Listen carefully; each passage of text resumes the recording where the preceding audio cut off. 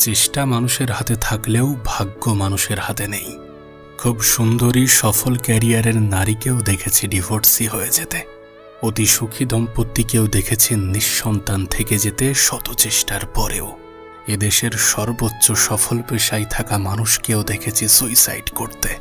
অনেক ফ্যামিলির উচ্চশিক্ষিত তরুণ তরুণীকেও দেখেছি বয়স 40 পার হওয়ার পরেও পার্টনার না খুঁজে পেতে। আবার অতি কুৎসিত মেয়েকেও দেখেছি ভালো পার্টনার এসেছে জীবনে। ক্লাসের একদম ফার্স্ট গার্লকেও দেখেছি হাউস ওয়াইফ হিসাবে ডিপ্রেশনে থাকতে। আবার ক্লাসের টপার ছেলেটিকেও দেখেছি বেকারত্বের কারণে হতাশায় ভুগতে। আবার অতি ব্যাকবেঞ্চার্স মানুষটিকেও দেখেছি সাফল্যের চূড়ায় পৌঁছাতে।